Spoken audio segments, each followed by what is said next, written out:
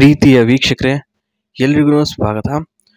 ನೋಡಿ, ಇವತ್ತಿನ ಈ ಒಂದು ವಿಡಿಯೋದಲ್ಲಿ ನಾನು ಮನೆಯ ಒಂದು ರೆಂಟ್ ಬಗ್ಗೆ ನಾನು ಮಾಹಿತಿನ ನೀಡ್ತೀನಿ. ನೋಡಿ, ನಿಖಿತಾ ಅಂತೇಳಿ ಈಕೆಗೆ 48 ವರ್ಷ ವಯಸ್ಸಾಗಿರುತ್ತೆ. ಊರು ಬಂದ್ಬಿಟ್ಟು ಚಿಂತಾಮಣಿಲಿ ಇರ್ತಕ್ಕಂಥ ಈ ಒಂದು ಮನೆ ಸ್ನೇಹಿತರೆ ರೆಂಟ್ಗೆ ಇದೆ.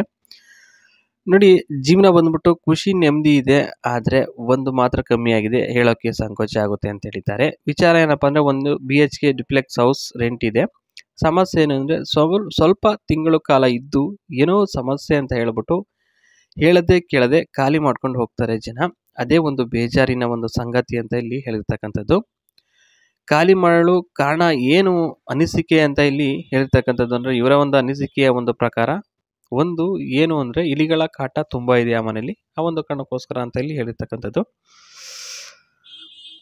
ಏನೋ ಸ್ನೇಹಿತರೆ, ಅವರವರು ಅಭಿಪ್ರಾಯನ ಅವರು ತಿಳಿಸ್ಕೋಬೋದು. ನೋಡಿ, ಕೆಲವರು ಹೇಳುವ ಪ್ರಕಾರ ಇಲಿಗಳ ಕಾಟ ಅಂತಾರೆ, ಇನ್ನು ಕೆಲವರು ಭಯ ಆಗುತ್ತೆ ಅಂತಾರೆ, ಯಾಕೋ ಈ ಮನೆ ಸರಿ ಇಲ್ಲ ಹಾಗೆ ಹೇಗೆ ಅಂತ ಅಂತಾರೆ.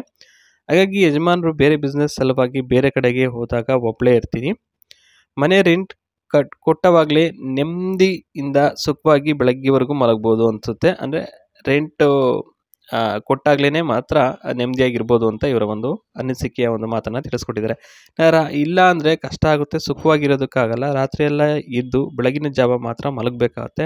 ಅಂಥ ಒಂದು ಪರಿಸ್ಥಿತಿ ಎದುರಾದರೂ ಅಚ್ಚರಿ ಇಲ್ಲ ಅಂತ ಇಲ್ಲಿ ಹೇಳಿರ್ತಕ್ಕಂಥದ್ದು. ಇನ್ನು ಮನೆಯ ಸಮಸ್ಯೆಗಳು ಇಲ್ಲಿ ಹೇಳಿರ್ತಕ್ಕಂಥದ್ದು ಏನೇನಪ್ಪ ಸಮಸ್ಯೆ ಇದೆ ಈ ಒಂದು ಮನೆಯಲ್ಲಿ ಅಂತಂದರೆ, ಮನೆಯ ಕಿಟಕಿಗಳ ಅವಸ್ಥೆ ಅಂತೂ ಭಾಳನೇ ಇದೆ, ಆಯಿತಾ.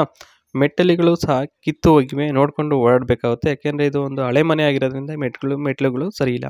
ಸ್ವಿಚ್ ಬೋರ್ಡ್ ಕೂಡ ಅಷ್ಟೇ, ಅದು ಹಳೆಯದ್ದು ಆಗಿ ಕೆಲವೊಂದು ಸಲ ಲೈಟ್ಸ್ ಆನ್ ಮಾಡಿದ್ರು ಕೂಡ ಆನ್ ಆಗಲ್ಲ, ಆ ರೀತಿ ಇದ್ದಾವೆ ಸ್ವಿಚ್ಗಳು ಅಂತ ಇಲ್ಲಿ ಹೇಳಿರ್ತಕ್ಕಂಥದ್ದು. ಇನ್ನು ನೆಕ್ಸ್ಟ್, ಪಾಳು ಬಿದ್ದು ಸುಮಾರು ವರ್ಷ ಆಗಿದೆ ಮನೆ ಅನ್ನೋ ರೀತಿ ಇದೆ.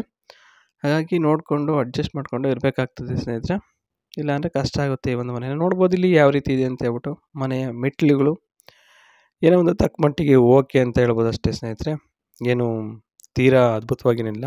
ಇನ್ನು ರೂಮು ನೋಡ್ಬೋದು, ಗೋಡೆಗಳೆಲ್ಲ ಪೇಂಟ್ ಮಾಡಿಸಿ ಸುಮಾರು ವರ್ಷ ಆಗಿದೆ. ಹಾಗೆ ನೋಡಿ, ತಮ್ಮ ಅಭಿಪ್ರಾಯ ಏನು ಅಂತ ತಿಳಿಸಿ ಕಮೆಂಟ್ ಮುಖಾಂತರ. ಸಿಗ್ತೀನಿ ನೆಕ್ಸ್ಟ್ ವಿಡಿಯೋದಲ್ಲಿ. ಬಾಯ್.